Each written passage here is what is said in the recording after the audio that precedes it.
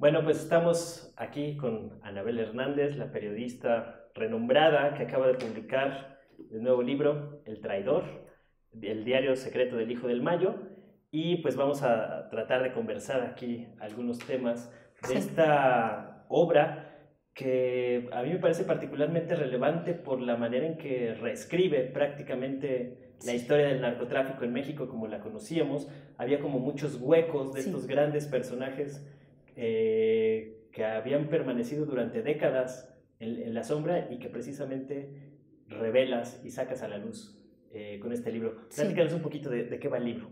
Bueno, antes que nada quisiera explicar que este libro hoy publicado es el producto de 9 años de investigación periodística que tuvo diferentes etapas. Una etapa muy intensa y después, con el caso de los 43 estudiantes desaparecidos en Ayotzinapa el 2014, se entrecruza mi historia, mi investigación del traidor con esta investigación y bueno, yo al menos no tengo la capacidad para investigar intensamente dos temas en paralelo porque finalmente soy yo, no tengo un equipo de investigación, no soy parte de un medio de comunicación, soy una freelance.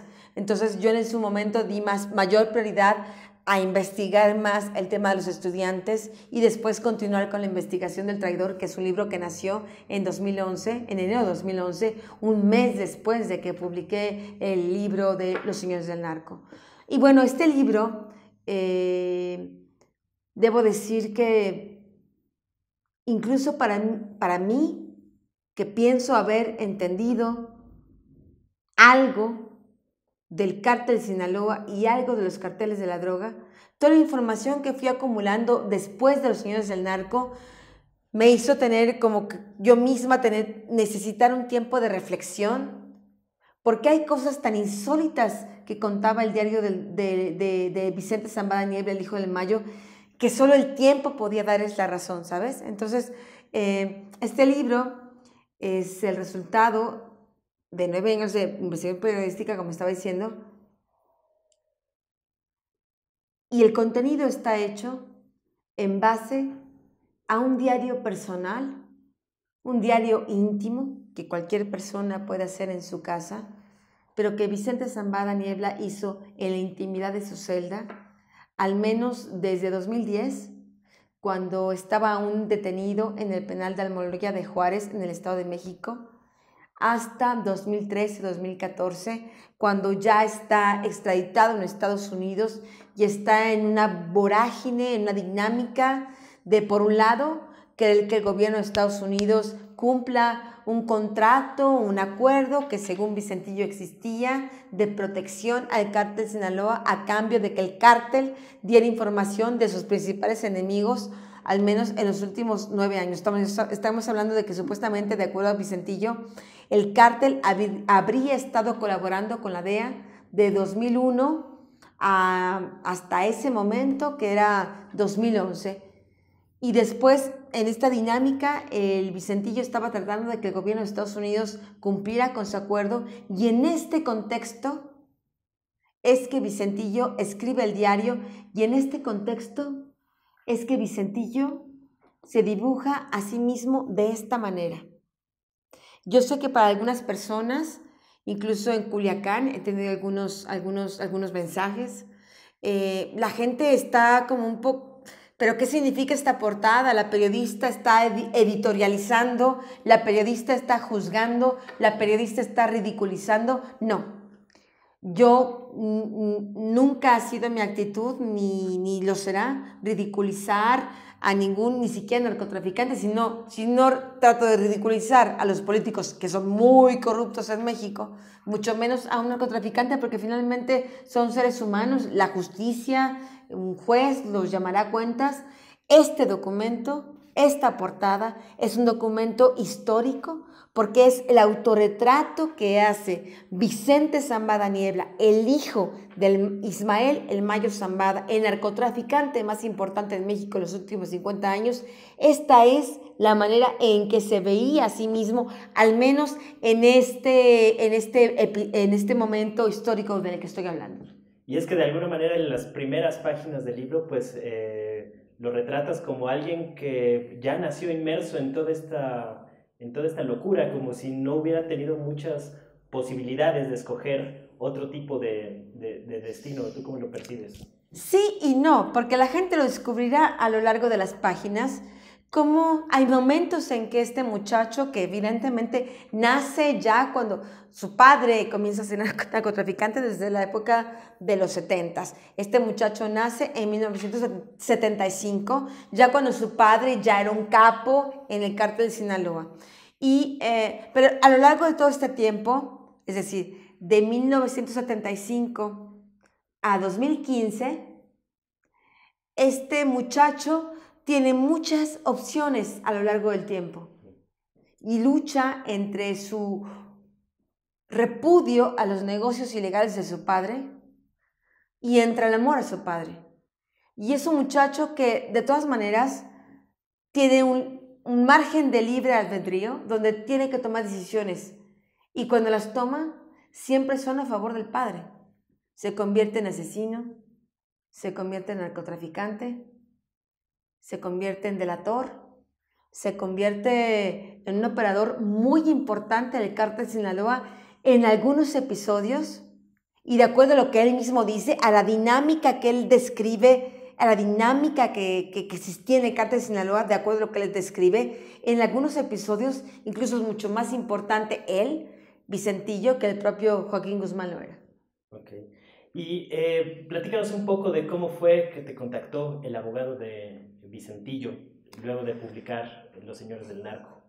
Bueno, yo he escrito a lo largo de muchos años investigaciones sobre narcotráfico, pero esta es la primera investigación donde inevitablemente tengo que ponerme como una especie de personaje muy, muy secundario, pero al final un personaje, porque me tocó ver un episodio de la historia del narcotráfico en América y en América Latina, del histórico. Y yo estoy convencida de que hubo un antes y después de todos estos episodios que estuve viviendo. Publiqué el libro Los Señores del Narco en diciembre de 2010, con todas las consecuencias que eso trajo para mi persona, que bueno, son públicamente conocidas. Yo en ese libro publiqué la biografía del Chapo Guzmán, señalando desde un principio, ¿el Chapo Guzmán es el jefe del cártel de Sinaloa?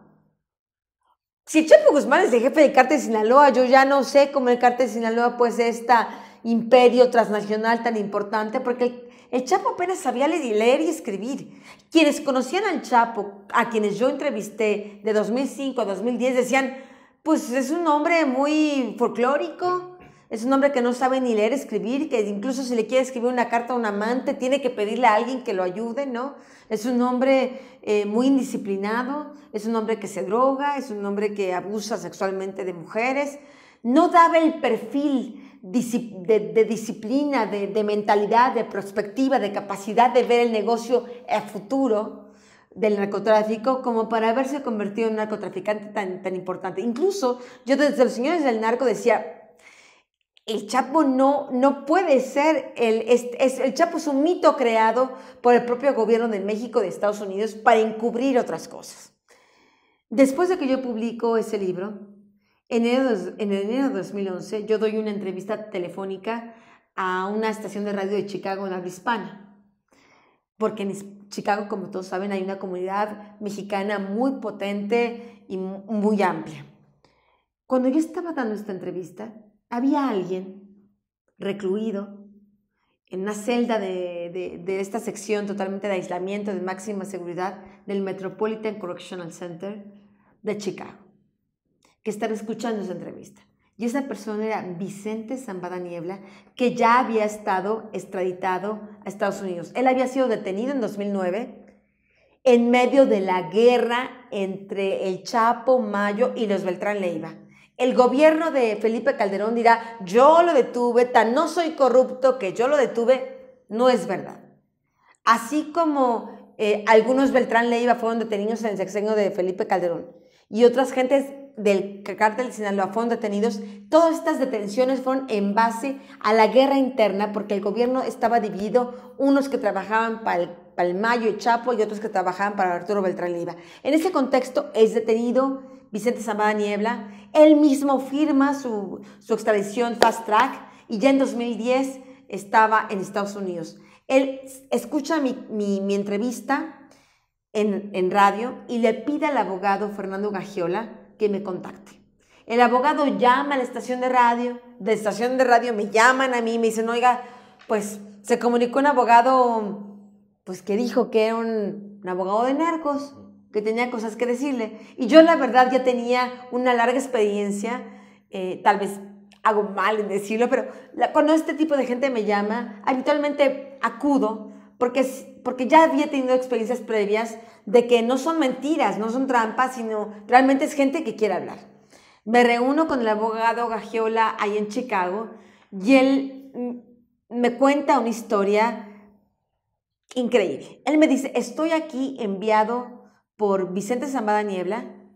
Su padre, Ismael El Mayo Zambada, sabe que estoy aquí. Y lo que queremos contarle es una historia.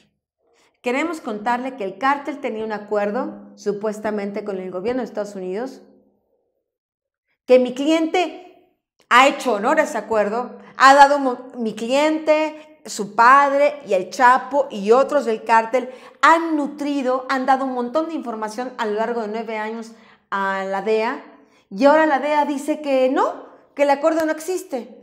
Entonces lo que mi cliente quiere es que el acuerdo se haga realidad. Y lo que mi cliente quiere es platicarle a usted, que usted publique estas historias de los contratos del cártel de Sinaloa con la DEA. No me pareció disparatado, aunque pueda parecer muy disparatado, porque ya en la década de los 70, cuando la CIA ayuda a los carteles colombianos a conectarse con los carteles mexicanos para traficar cocaína a cambio de financiar la contra nicaragüense, es un hecho histórico. No es una cosa que estoy inventando yo. Ha habido una comisión específica en el Senado, en el Congreso de Estados Unidos. Hubo investigaciones periodísticas de periodistas americanos en ese momento. Está documentado. Entonces, esta historia no me sonaba, debo decir, del todo absurda. Y yo pienso que por eso Vicentillo pensaba, solo ella me va a creer. Yo le dije, ok, abogado, pero para que yo publique una historia así, necesito los documentos. Y es ahí cuando de 2011 a 2015, el abogado Gagiola y yo comenzamos a tener una serie de encuentros constantes. Es así como pude saber que durante todo este periodo, de 2011 a 2015, el abogado Gagiola, Fernando Gagiola, era un mensajero entre Vicente, que estaba en Chicago, y su padre, que estaba en Sinaloa, con conocimiento del gobierno de Estados Unidos. Y él iba y venía entre padre e hijo. Y es así como él mismo pudo romper el sigilo que el propio Mayo Zambada había guardado durante todo este tiempo. Porque aunque yo ya en el libro de los señores del narco, por supuesto, había hablado del Mayo Zambada, y aunque había dicho que algunos funcionarios públicos que lo habían conocido decían, él es el jefe del Chapo, la verdad es que hasta ese momento, cuando yo publico Los Señores del Narco, había muy poca información sobre el Mayo.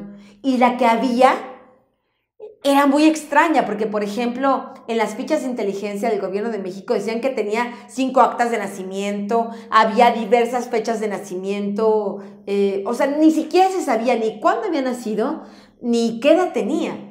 Porque si algo que había hecho el Mayo Zambada durante estos 50 años es usar el sigilo, es usar la discreción, el bajo perfil, y usar a diferentes otros capos de que llamaran la atención para él mantenerse escondido detrás de estos, llamo yo, escudos humanos. Y es así como Gagiola, primero el interés de Vicentillo era contarme los supuestos contratos con el gobierno de Estados Unidos, pero después Gagiola, quien estaba enfermo de cáncer y después este cáncer hace metástasis, lo que decide es ir mucho más allá de la voluntad de Vicente Zambada Niebla y de su padre y empieza a contarme los secretos más internos del cártel de Sinaloa. Es decir, es la primera vez que alguien desde adentro del cártel cuenta la historia de cómo es el cártel.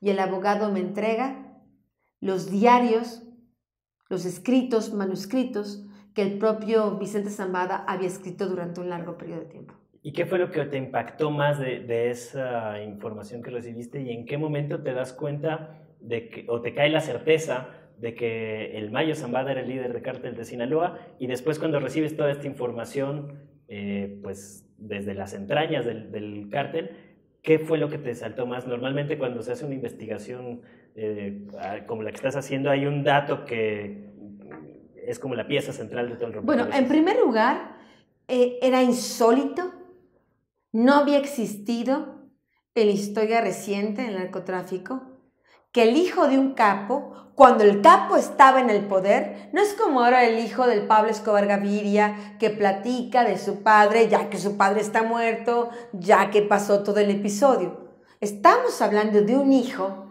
que está escribiendo la historia real, en tiempo real del cártel, cuando su padre está en el máximo apogeo de su poder. Porque lo interesante de estos diarios, efectivamente, el Vicentillo estaba hablando, al menos desde que tenía 16 años hasta 2014, 2015. Estaba hablando, cuando yo obtengo estos documentos, de un montón de traficantes de droga que hasta ese momento ni siquiera eran conocidos. Nadie sabía que existían, solo él lo sabía porque estaba obteniendo toda esta información en tiempo real por parte de su padre. Porque su padre, el Mayo Zambada, al final se estaba deshaciendo de sus enemigos, de los socios, etcétera, etcétera, de gente incómoda. Estaba utilizando a su hijo hasta el final, aunque el hijo estaba ahí hundido en la cárcel de Chicago, ¿no? Entonces, eso era sorprendente ya de sí mismo, de pensar, es un diario que transcurre en tiempo real.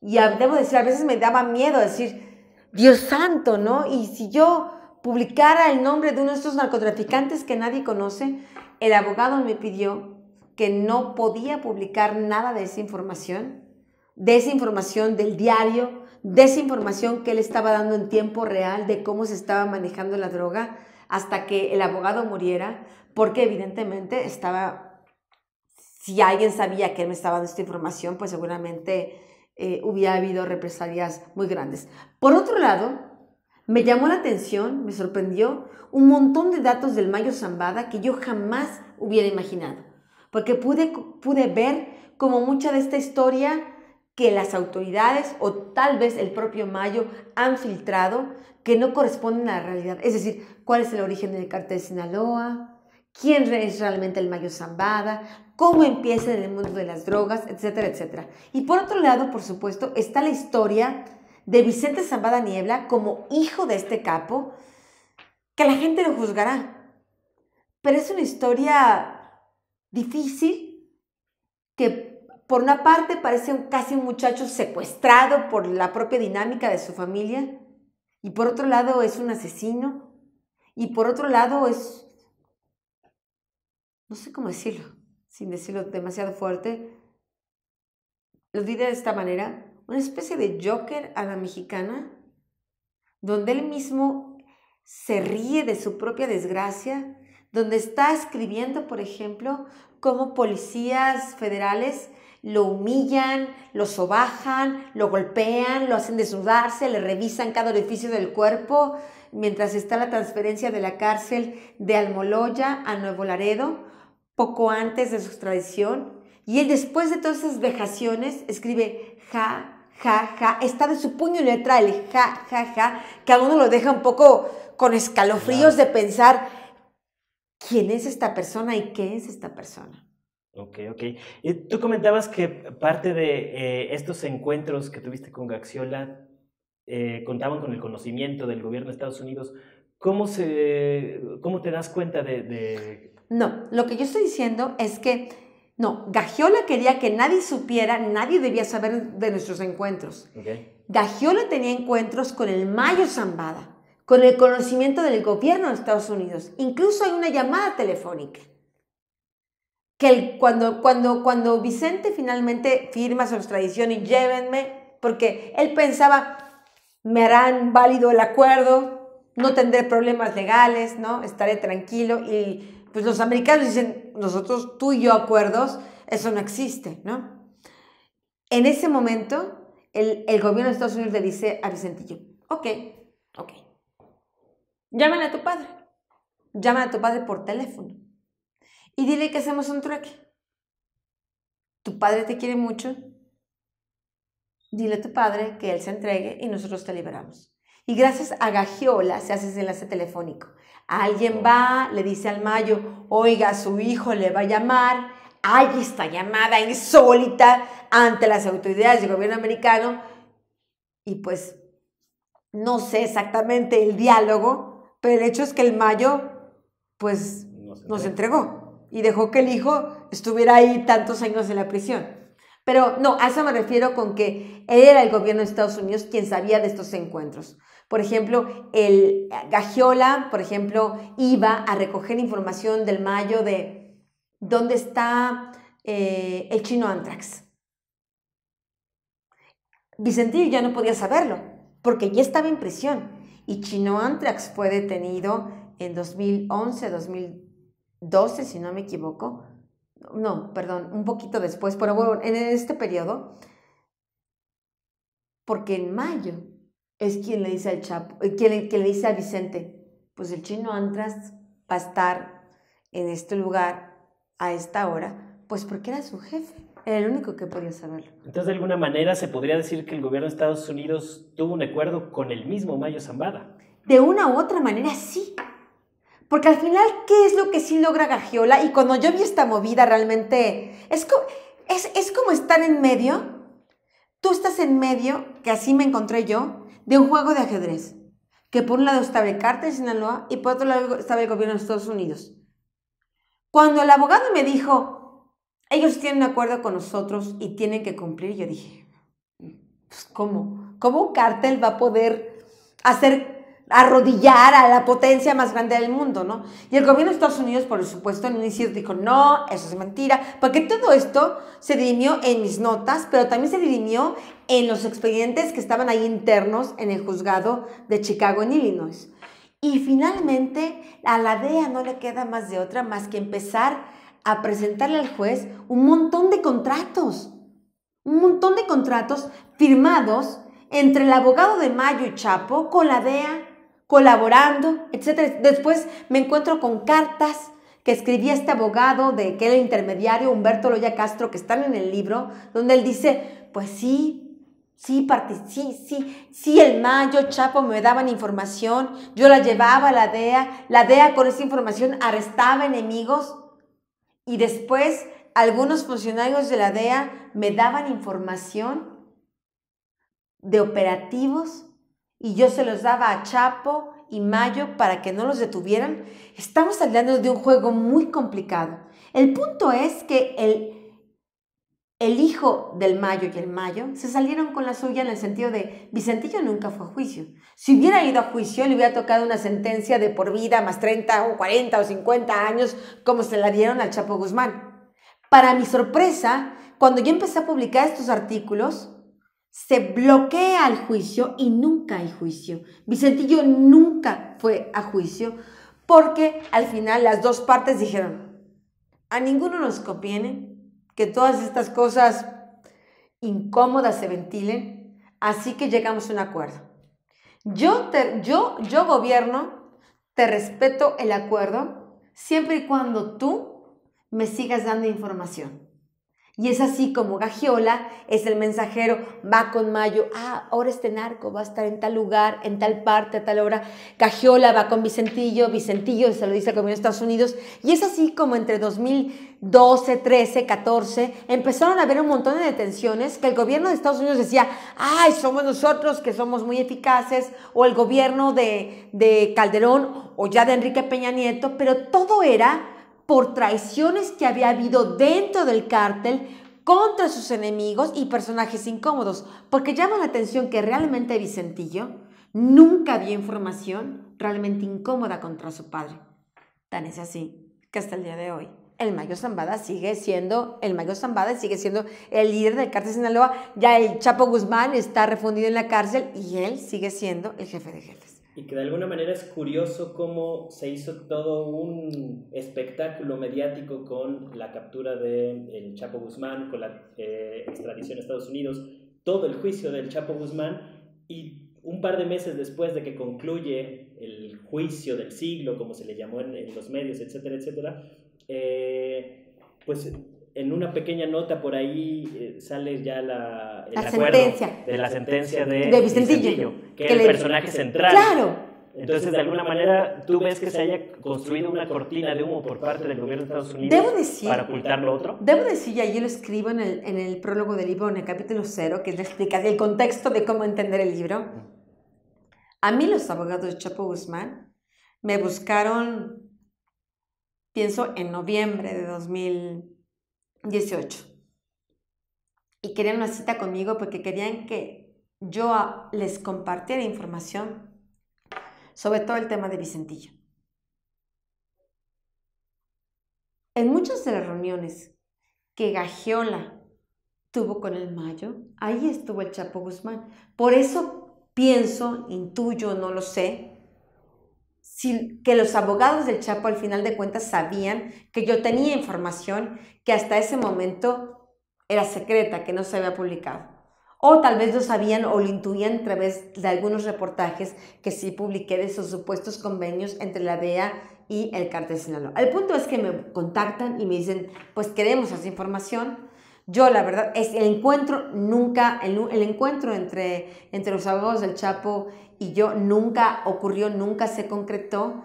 Y bueno, sabemos los resultados del juicio del Chapo, donde los abogados desde un inicio, desde la apertura del juicio, estuvieron diciendo, ok, sí, mi cliente le gustan los reflectores, un defecto. No estoy diciendo que mi cliente no sea un narcotraficante, lo que estoy diciendo es que mi cliente no es el personaje que están diciendo que es. Mi cliente no es el jefe del cártel de Sinaloa, porque el cártel de Sinaloa es el Mayo. Y el juez y la fiscalía en todo momento trataron de censurar de una u otra manera eso. Tampoco nunca se pudo dirimir en el juicio del Chapo estos supuestos acuerdos entre el gobierno de Estados Unidos y el cártel de Sinaloa, porque fueron otras de las cosas que el juez dijo. De esto, prohibido incluso preguntarle a Vicentillo. Vicentillo se presentó 3 días en el juicio, pero prohibido preguntarle esto, de la corrupción en México, de cómo el cártel de Sinaloa, que yo ya lo había dicho desde 2010 en mi libro Los Señores del Narco, cómo había sobornado a diferentes presidentes, incluyendo a Felipe Calderón, al secretario de Seguridad Pública, Genaro García Luna, a un montón de militares, cómo la guerra contra el narco era falsa, sino una guerra para proteger el cártel de Sinaloa. Todo eso estaba ahí en el juicio, salieron algunas pocas cosas, pero la fiscalía de nuevo y el juez trataron de tapar eso, porque ¿cuál es la estrategia del Chapo Guzmán, del abogado? Sí, bueno, mi cliente es lo que es, pero es lo que es porque tiene un jefe que se llama el Mayo, y es lo que es porque hay un gobierno de México que casi lo impulsa a ser narcotraficante, ¿no? Y casi le tolera el narcotráfico. Es como si es narcotraficante porque le dieron permiso a ser narcotraficante. A lo mejor me estoy adelantando un poco porque no he acabado de leer todo el libro, pero ¿se podría decir que el Mayo entregó al Chapo? Bueno, eso la gente tenía que descubrir. Tal vez sea una de las cosas que sus hijos estén preguntando hoy, no lo sabemos, pero he escuchado en los medios ahora que hay una relación ríspida entre el Chapo y los hijos del Mayo. Okay. Perdón, entre los hijos del Chapo, y el Mayo. Tal vez porque hayan entendido hoy finalmente algunas cosas.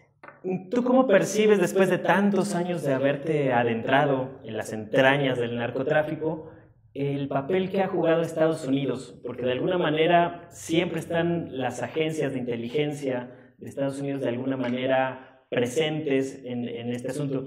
Ya bien lo mencionabas desde del caso de Irán-Contras, el caso de Panamá, de Noriega. Que han sido casos muy documentados y que no han tenido la repercusión mediática, y hasta el día de hoy yo creo que todavía mucha gente no conoce como toda esa historia que no ha sido oscura, sí, tan ventilada, a pesar de que está muy documentada. Pero yo te iba a preguntar, además de la DEA, ¿qué te contó Gaxiola sobre pues, este toma y daca con el gobierno de Estados Unidos y en específico con la DEA? Todavía había una investigación periodística en Chile en 2012 que hablaba de cómo la CIA utilizaba dinero de la venta de cocaína para financiar movimientos en contra de Rafael Correa en Ecuador.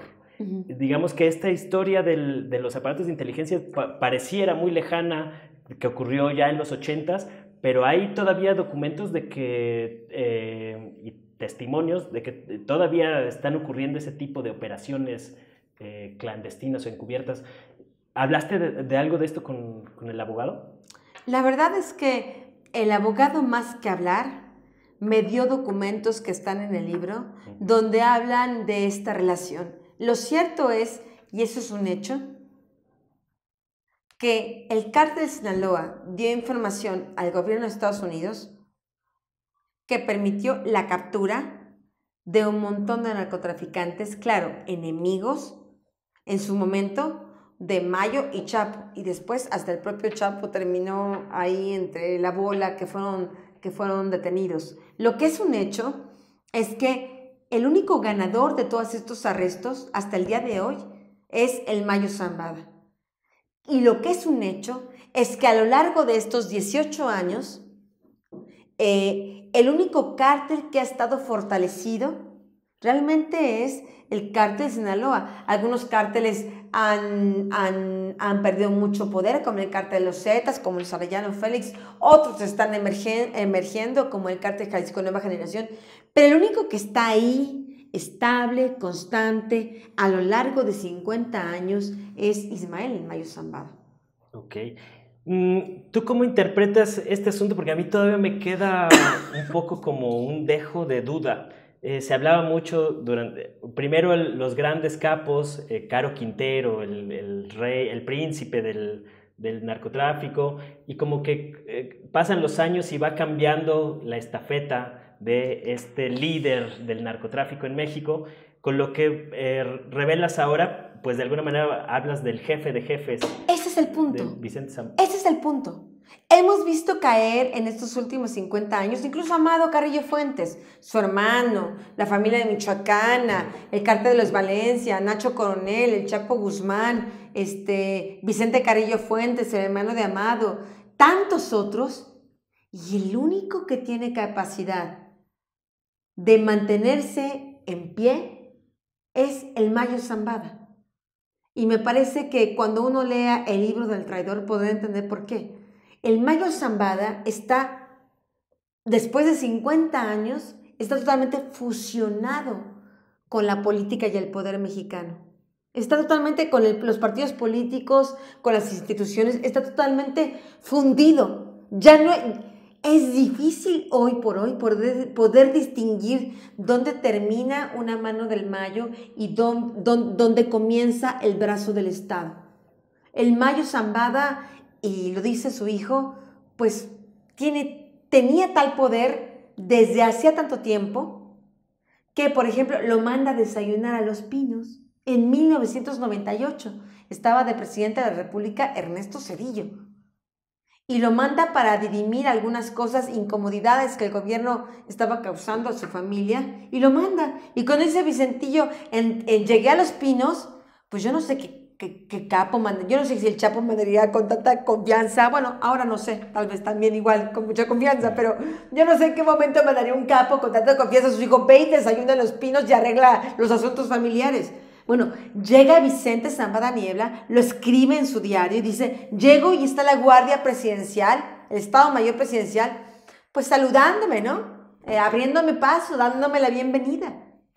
Y se sienta ahí a desayunar con un general, pues para hablar de las incomodidades que tiene la familia con el gobierno, ¿no? Y después tenemos el gobierno de Vicente Fox, donde aparentemente, de acuerdo a lo que narra Gagiola, eran los hijos de Marta Sagún, la primera dama, quienes le facilita por un largo periodo al cártel Sinaloa los precursores químicos para entrar en este mercado nuevo de las metanfetaminas. Y después en el gobierno de Felipe Calderón tenemos como Vicente Zambada Niebla, el hijo del Mayo, estando ahí presente en la reunión, narra cómo el general Mario Arturo Acosta Chaparro llega a saludar, a abrazar al Mayo como si fuera un gran amigo. Después el Mayo llama al Chapo y el Chapo también abraza, y el abogado dice: disculpen, señores, que los moleste, ¿no? Ustedes son señores de honor, ¿no? Disculpen que los moleste.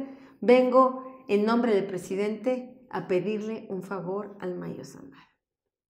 Mientras Felipe Calderón decía que tenía la guerra contra el narco, en realidad mandaba a pedir favores al Mayo Zambada. No tenemos un narcotraficante como el Mayo Zambada, contado por la voz de su propio hijo, porque ese es, repito, el valor de las cosas. Es la primera vez que tenemos una visión interna del cártel de Sinaloa desde el primer nivel, donde dice cómo su padre a veces se queja de: otra vez hay que pagar la nómina, ¿no? Cada mes hay que pagar esta nómina millonaria de sobornos al gobierno de México, y donde el Mayo Zambada se queja: yo trabajo para el gobierno, tengo que traficar para mantenerlos. Como si, claro, me parece un cinismo extraordinario, pero es una frase que debería de analizarse, ¿no? Yo trabajo para el gobierno.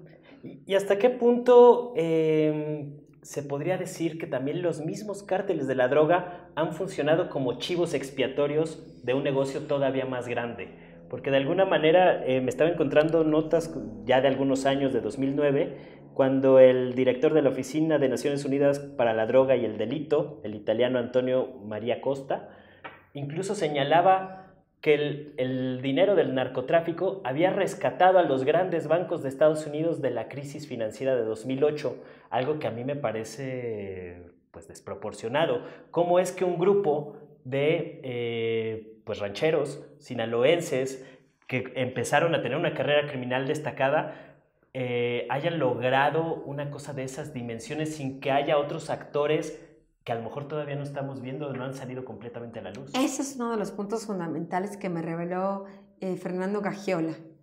No viene en el libro de Vicentillo, en el libro de Vicentillo en el diario de Vicentillo viene de otra manera, pero Gagiola cuando me conoce me dice: está bien su libro Señores del Narco, ok, pero usted está perdiendo una cosa muy importante, que es la visión de negocio. ¿Cómo funciona como negocio el cártel de Sinaloa? Y él me decía, y lo digo de esta manera porque es así como lo explicó, podría decir cualquier otro nombre, pero él lo explicó así: el cártel de Sinaloa es como la Ford. Ellos, por decirlo de alguna manera, consiguen, ¿no?, en Sudamérica la mayor cantidad de cocaína, o producen la mayor cantidad de heroína o de marihuana o de metanfetaminas.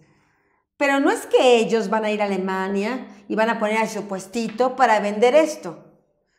Eso lo hacen, la Ford no hace eso. La Ford fabrica coches y después hay un montón de concesionarios que dicen: oiga, yo le compro 50, oiga, yo quiero distribuir 80, oiga, yo me hago cargo de 100. Me dice: es así como funciona. Él decía: el Mayo Zambada trae ese gran comprador, porque después de que fueron desarticulados con la guerra en Colombia, con la guerra contra las drogas en Colombia, los grandes carteles colombianos, ellos en Colombia por mucho tiempo, si no es que hasta ahora, se quedaban únicamente como fabricantes. Incluso las FARC realmente no podían traficar. Controlaban la fabricación de la cocaína, pero no tenían los contactos para traficar transnacionalmente, vendían la cocaína. Entonces estamos hablando de que el Mayo Zambada iba a Sudamérica, compraba la gran cantidad masiva de cocaína, la transportaba a México y el 80% lo vendía con estos distribuidores, diría Gagiola. Distribuidores que algunos eran personas insospechables, comunes y corrientes, empresarios, políticos, y narcos, pero no los narcos que estamos pensando, los que salen en las series de Netflix, con sus pistolas, con sus cadenas, con su lenguaje.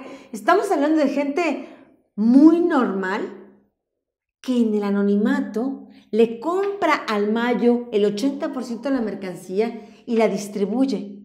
Narcotraficantes que hasta que Vicente Zambada Niebla habló, nadie tenía ubicados. Por ejemplo, un hombre Gastelum, que era prácticamente dueño de Honduras, propietario. Estamos hablando de que algunos de estos compradores eran propietarios de diferentes países en Centroamérica o Sudamérica, ¿no? Entonces estamos hablando de que por eso es tan difícil combatir el narcotráfico, porque si el gobierno y las instituciones en el mundo se siguen enfocando, Mayo, Chapo, sí, ellos son importantes porque son los grandes, ¿cómo se dice? Mayoristas, pero nadie ve todos los negocios colaterales que se hacen a su alrededor. Por ejemplo, otra cosa que entendí, que me explicó Gagiola y lo explica perfectamente en su diario Vicente Zambada Niebla, estamos con el mito de los submarinos, ¿no? Los túneles, es así como los narcos trafican droga. Y no es verdad. La gran mayoría de la droga que se trafica en el mundo es por empresas perfectamente legales que de verdad transportan cocos, que de verdad transportan pollos, que de verdad transportan atún, que de verdad son ferrocarriles que transportan personas y tanta mercancía legal, pero también dentro de todas estas mercancías legales va una dosis de mercancía ilegal y por eso es prácticamente imposible frenarlo. Tendría que hacerse una nueva visión del mundo de cómo es el narcotráfico para intentar frenarlo con nuevos instrumentos. Porque si solo estamos buscando, el gobierno solo está buscando a los túneles, los submarinos y los narcotraficantes con sombrero, cadenas de oros y con narcocorridos, están equivocados. ¿Y hasta qué punto las mismas empresas están metidas de lleno en, digo, me imagino que hay de todo, pero muchas veces estos grandes temas, bueno, se corrompieron algunos trabajadores, los de hasta abajo, pero rara vez vemos que dueños de las empresas en México o en Estados Unidos sean involucrados. Este año, por ejemplo, se detuvo un cargamento de cocaína en un barco propiedad de JP Morgan, uno de los bancos más grandes del mundo, y que de alguna manera también pasó un poco desapercibido en los medios de comunicación. ¿Qué relación tienen pues el cártel de Sinaloa como este gran distribuidor de drogas a nivel mundial con estas empresas en ambos lados de la frontera? Yo lo que te puedo decir, en lo que publiqué en el libro y en otras investigaciones que están en curso, es que hay un montón de grandes empresarios muy, muy importantes que conscientemente se meten al negocio ilegal. ¿Por qué? La gran pregunta es ¿por qué? Son ricos, ¿no? Son millonarios, son poderosos. ¿Por qué necesitan meterse en el negocio de las drogas? Porque el negocio de las drogas es tanto dinero el que se gana y tan poca la probabilidad de ir a prisión, que es un aliciente. Yo me acuerdo como Gagiola me decía, no, pues es que el Mayo quisiera retirarse. A veces me dice que el Mayo le había dicho, quiero retirarme. Pero es como ver el agua, una llave de agua que está abierta, donde el agua corre y corre y corre, y es como no meterle la cubeta. ¿Cómo no le voy a meter? La veo que corre. De todas maneras va a seguir corriendo. Yo le meto la cubeta porque quiero un poco de esa agua. Y es así, ¿por qué? Porque estos grandes empresarios participan en estos negocios criminales. Para dar una idea, de acuerdo al hermano del Mayo Zambada, que es Reinaldo Jesús Zambada, alias el Rey, que es contador, que él intentaba cuando era joven llevar una vida correcta, legal. Cuando empieza a surgir en algunos medios de comunicación el nombre del Mayo Zambada, los empresarios que lo tenían contratado le dicen, oiga, pues aquí los apellidos son homónimos, es su familiar. Y él dice, sí, dice, a la calle se va. Entonces el Mayo ahí se aprovecha y dice, yo te doy trabajo, y se jala el hermano y lo mete de contador del cártel. Y el hermano hace las cuentas, dice, nosotros, mi hermano, el cártel de Sinaloa, compramos la cocaína en $3,000 el kilo en Colombia. Cuando nosotros transportamos esa cocaína a México, aquí en este 80% que yo te decía, lo vendemos en $15,000, $16,000 el kilo. Cuando esta cocaína pasa a Los Ángeles, ya cuesta $23,000 el kilo. Cuando pasa a Chicago o a Nueva York, $35,000. Cuando va a Italia, $50,000, el mismo kilo que costaba $3,000. Cuando va a Australia, cuesta $200,000 el kilo. Te lo compran en $200,000 de ese mismo kilo que te costó $3,000. Cuando llega a la Unión Soviética, cuando llega a Rusia o cuando llega a China, es estos mismos $200,000 el kilo. Entonces estamos hablando que es un negocio que genera tantas ganancias que todos quieren entrar, incluso los políticos, incluso los millonarios, incluso los empresarios. Es tal la impunidad que hay en torno a esto que todos quieren entrar, ninguno quiere ver el agua corriendo y no meter al menos una vez la cubeta. ¿Hasta qué punto Estados Unidos ha administrado este negocio por cosas como los bloqueos que hubo durante los juicios del Chapo Guzmán y otros muchos narcotraficantes que han sido utilizados como informantes, con el caso de Vicente Zambada Niebla que nos comentabas? Porque de alguna manera, pues geopolíticamente sabemos que México pues no da un paso sin la aprobación o el palomeo de Estados Unidos, a pesar de que pueda tener un cierto margen de maniobra. ¿Qué interés tiene las grandes estructuras del gobierno estadounidense en seguir manteniendo ese negocio? Cuando uno lee, por ejemplo, el libro de Edward Snowden, el que acaba de sacar, el de Vigilancia Permanente, pues a mí me resulta como muy difícil de creer que puedan mantenerse estos narcotraficantes todavía en la clandestinidad, siendo todos los aparatos de inteligencia y en terreno que se tienen para dar con ellos, que incluso hablan por teléfono con ellos, como nos estabas platicando hace un momento. ¿Cuál es como la lógica del sistema en Estados Unidos y el hecho de que pues nunca tampoco veamos grandes capos de la droga que le compran al cártel de Sinaloa para distribuirla en Estados Unidos? Bueno, yo no tengo una respuesta concreta, real, porque yo lo que te estoy diciendo y lo que estoy opinando es en base a información precisa, datos concretos que tengo. Respecto a esto que me estás preguntando, yo en este momento no puedo darte una respuesta exacta, pero te voy a responder de esta manera. Y está en el libro. En estas conversaciones sostenidas con Gagiola durante de 2011 a 2015, él me decía, porque ya incluso en 2015 ya había sido detenido por primera vez Joaquín Guzmán Loera. Y ya el gobierno de Estados Unidos tenía esta acusación de $12 billones, había hecho el Chapo en estos años de delincuencia criminal, ¿no? De delincuencia organizada. Gagiola me decía, por cada $1 que hace el Mayo, hay quien en Estados Unidos hace el triple. Y quien en Europa hace el quíntuple. Y quien en Australia hace... Porque si volvemos a esta dinámica de que el cártel de Sinaloa es la Ford, pero que están los demás concesionarios de diferentes partes del mundo que le compra a la Ford los vehículos y se los lleva, y ya cada uno sabe si vende 100, si vende 50 y a cuánto los vende, ¿no? Es la misma dinámica.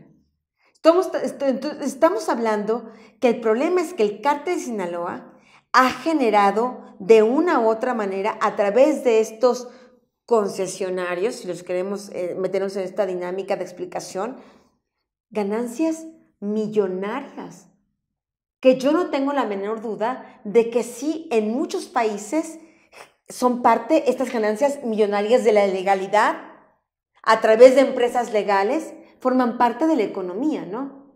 Yo no tengo la menor duda de que es así. ¿Hasta qué nivel? ¿Quiénes son? ¿Cómo se llaman? Yo no es una respuesta que puedo decir, pero a través de algunas empresas que pude descubrir y que pude seguir varias líneas de investigación, pues estamos hablando de un negocio transnacional sin fronteras. Tuve acceso a un documento realizado por una agencia que da consultoría al Pentágono, al Departamento de Defensa de Estados Unidos. Es un documento donde el Departamento de Defensa pide: necesito saber cuál es el riesgo real para la soberanía nacional de Estados Unidos, el cártel de Sinaloa. Y esta agencia que da la información le hace un mapa. Y en este mapa señalan que el cártel de Sinaloa tiene presencia en prácticamente 70% del planeta. ¿Qué es esto? Este territorio, este es el mapa mundi, y el territorio en rojo es la presencia operativa que tiene el cártel de Sinaloa, ahora entiendo, o sus concesionarios que le compran la droga y que la distribuyen. Podríamos decir que tal vez todo este mapa rojo es dónde están los diferentes concesionarios que le compran la materia prima al cártel, y después estos concesionarios por su propia cuenta la venden en diferentes partes del mundo. Pero si es así, estamos diciendo que el cártel de Sinaloa es un factor de estabilidad importante mundial en el abastecimiento de drogas. Y hay países, diría yo, como Estados Unidos, que está la cantidad, por desgracia, de personas que consumen drogas, que el día que esa droga no existe, seguramente sería un problema de inestabilidad política.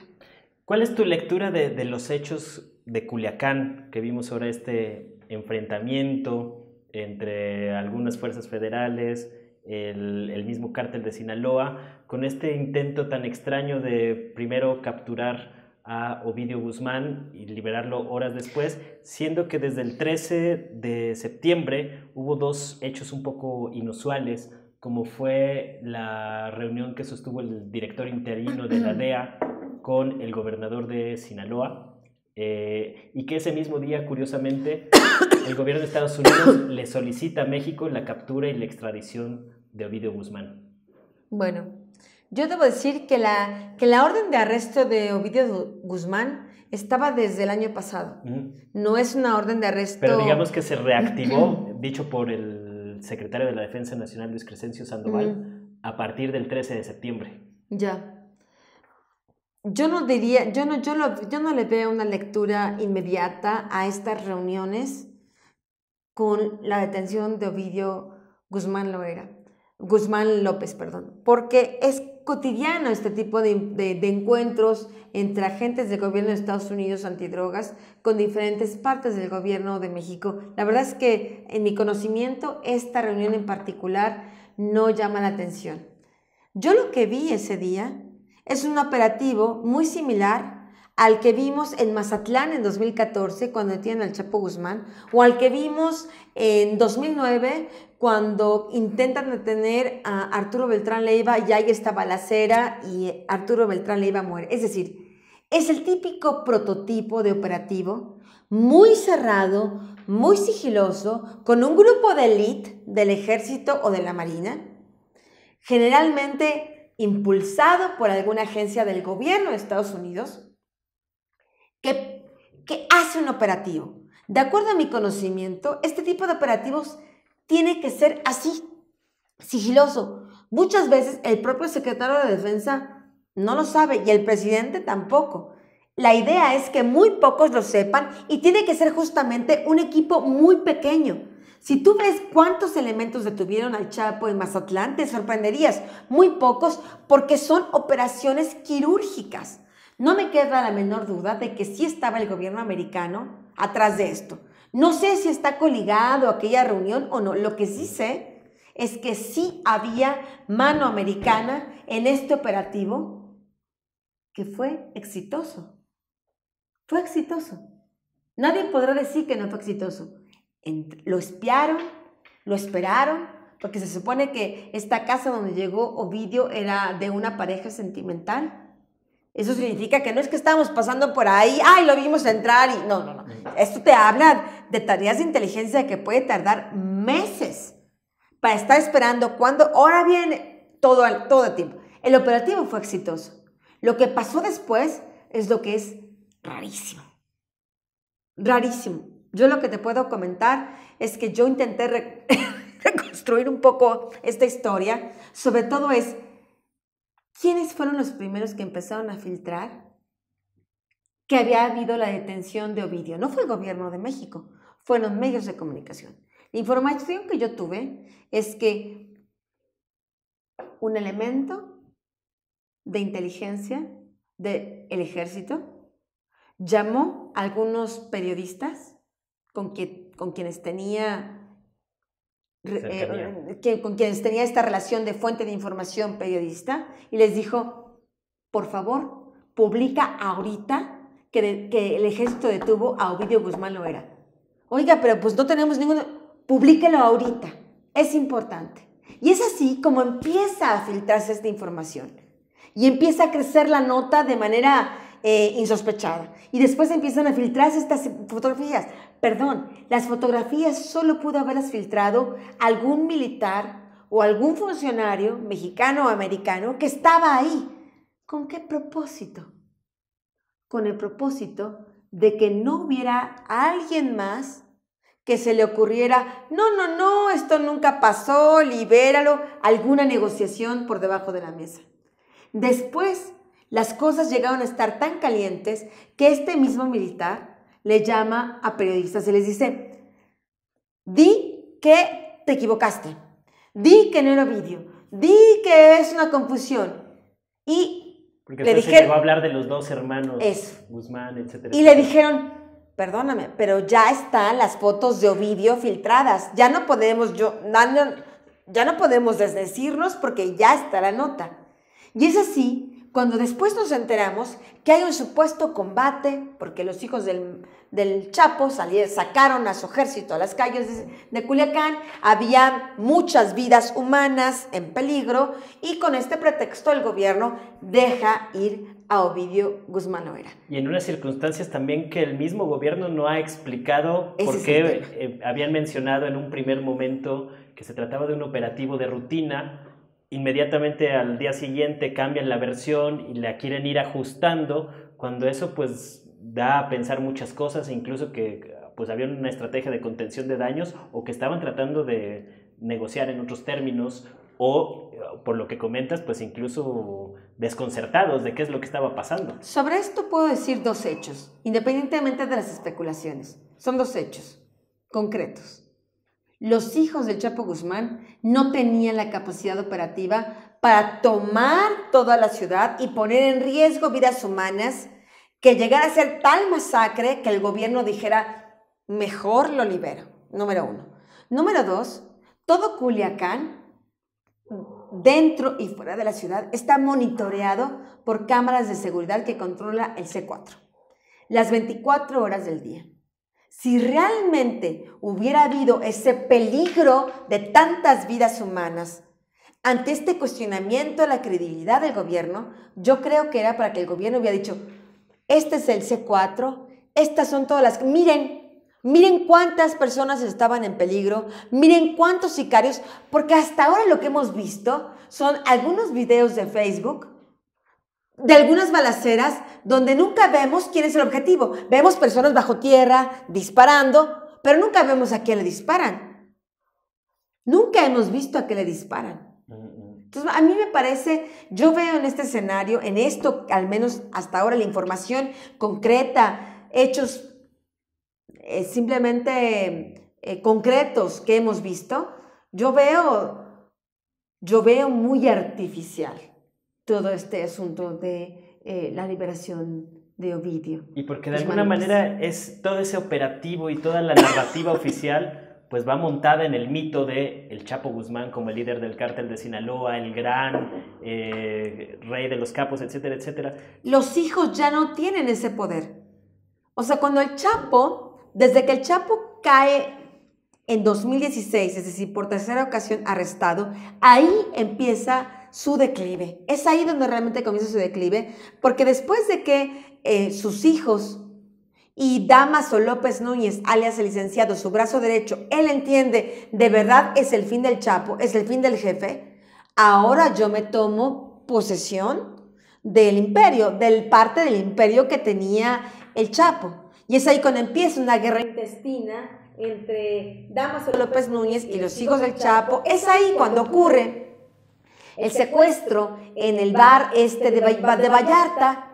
Si los hijos del Chapo tuvieran ese poder, pues lo hubieran rescatado, ¿no? Hubieran hecho un desastre en Vallarta, hubieran masacrado cientos.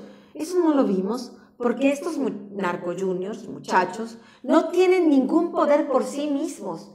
Si su padre si el cártel de Sinaloa es un 100% y el Mayo Zambada tenía un 60% y el Chapo Guzmán abajo del Mayo Zambada tenía un 40%, de este 40%, actualmente los hijos tendrán un 10%, están minimizados.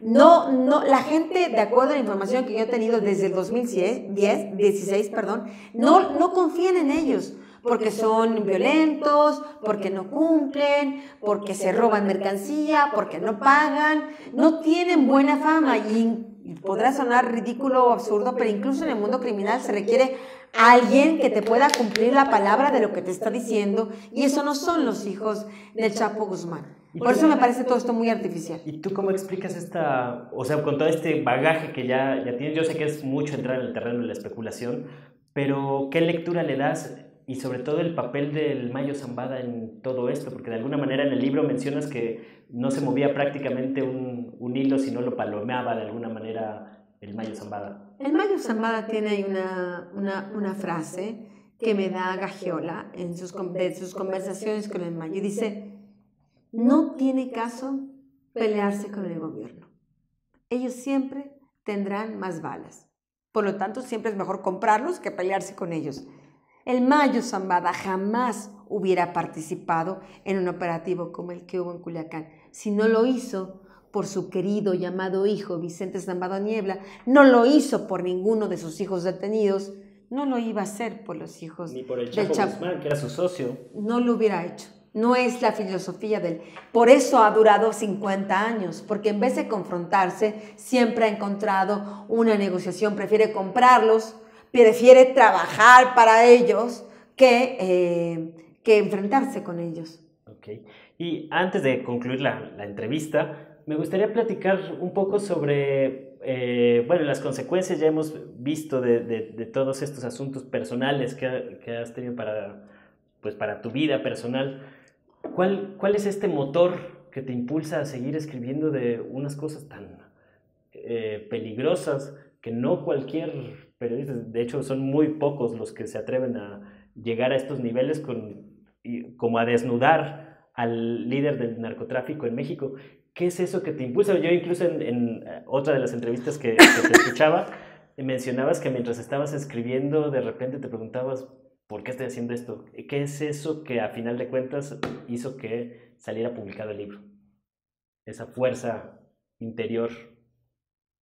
Número uno, yo sí amo mucho a mi país.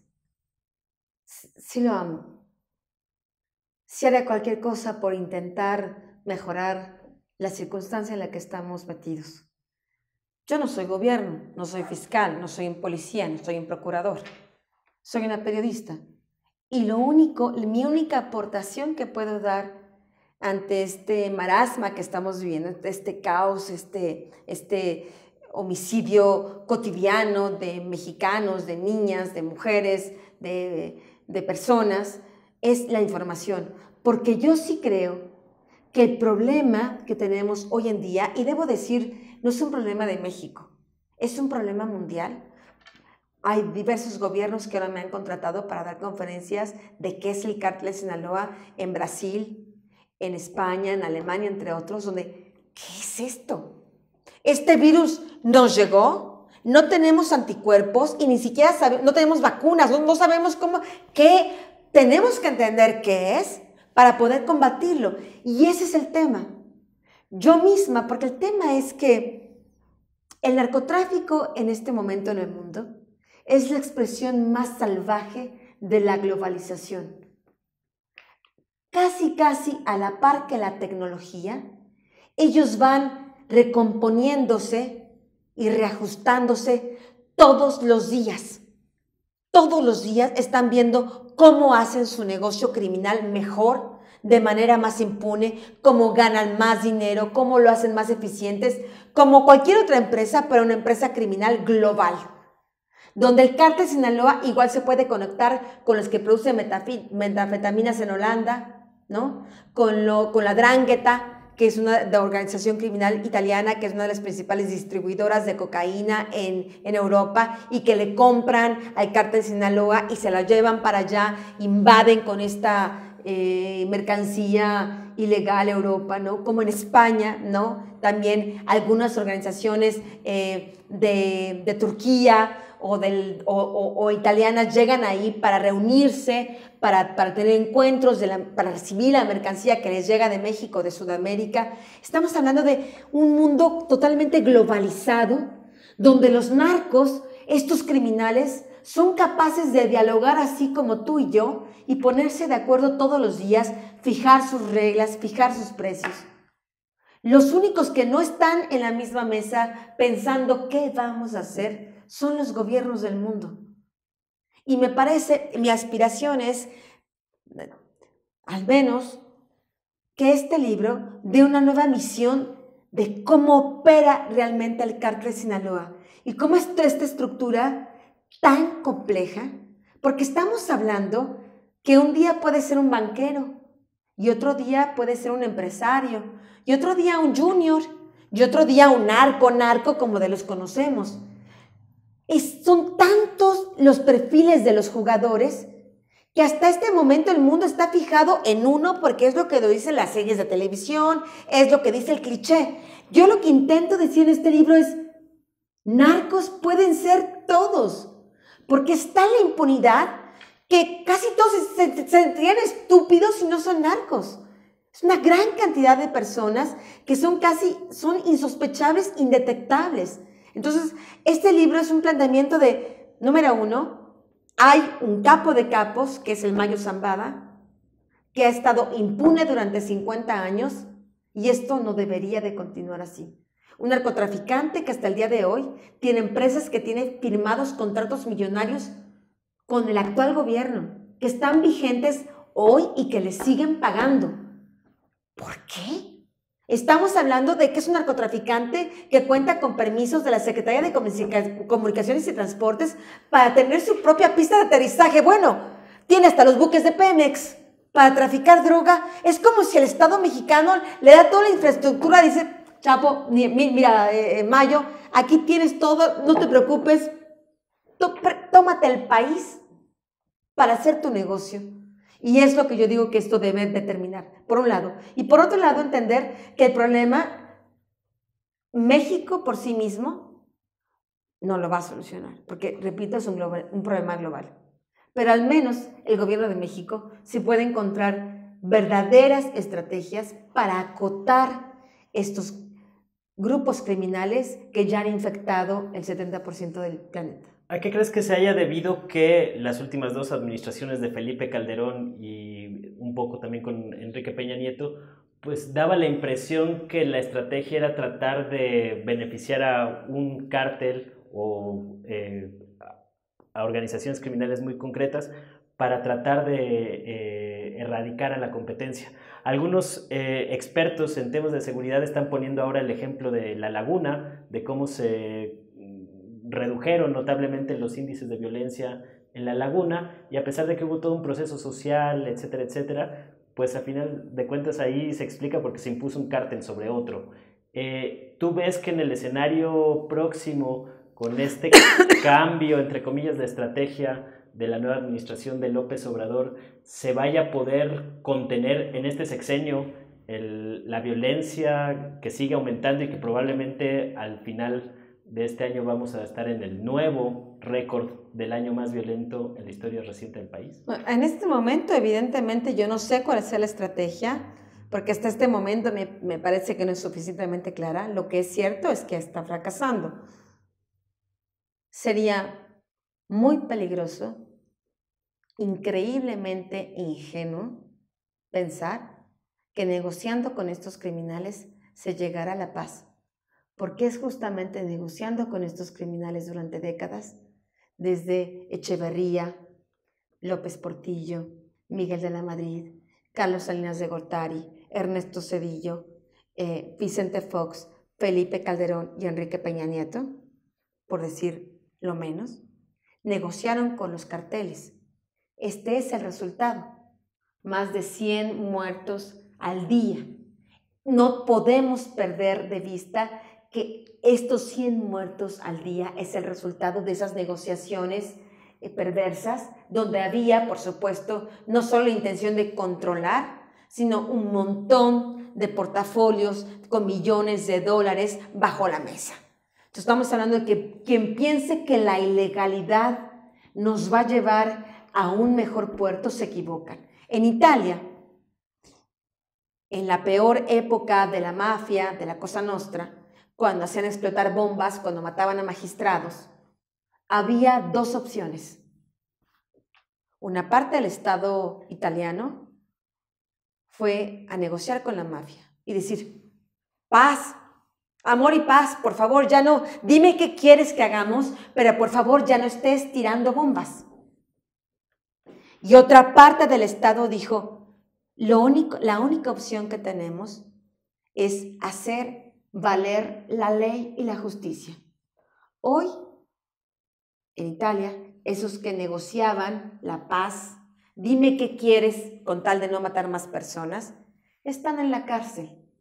Y es la fuerza de la ley, no de las balas, sino de la ley, de arrestos inteligentes, de decomisión, de decomisos de dinero, de encarcelamiento de políticos, de narcotraficantes, de empresarios, que hoy Italia tiene acotados estos grupos criminales. No se puede decir que está resuelto. Ahí está la 'Ndrangheta, ahí sigue la Cosa Nostra, pero están tan acotados dentro de Italia que prefieren hacer más negocios afuera de Italia que adentro de Italia. Entonces estamos hablando, la negociación. Hay en Italia políticos muy importantes que han estado en la prisión por eso, por haber negociado, porque la negociación no es una salida, es la vía de la legalidad de manera inteligente y estratégica. Okay. Y ya por último, ahora sí para cerrar, Sí. ¿Qué mensaje te gustaría darle a la gente que va a leer el libro? ¿Con qué sabor de boca o con qué idea esperarías o te gustaría que fuera recibida la obra? Y de alguna manera, ¿qué papel están jugando también los medios en todo este conflicto? Bueno, la intención del libro El Traidor es realmente poner sobre la mesa, por primera vez, la visión interna desde el corazón del cártel de Sinaloa, que se supone que es la organización criminal de narcotráfico más importante del mundo, sobre la mesa. Desnudarlos, quitarles el maquillaje de payasos y mostrarlos tal cual son. Espero que este libro y lo que revela derive en una implosión dentro del cártel. Que el cártel pueda finalmente, desnudo, enfrentarse dentro de sí mismos. Porque muchos socios, amigos, familiares, que hoy todavía están abrazados al Mayo Zambada, aquí descubrirán quién es quien los traicionó y quien hizo que muchos de sus familiares queridos fueran encarcelados, asesinados, o ellos mismos están en este momento en peligro de ir a la cárcel gracias a que alguien los delató. a alguien con el permiso del Mayo Zambada. ¿Es una persona confiable? Ok, bueno, pues muchísimas gracias por Gracias. atendernos en la entrevista con una agenda tan apretada. No, gracias. Y pues muchísimas gracias. Y vamos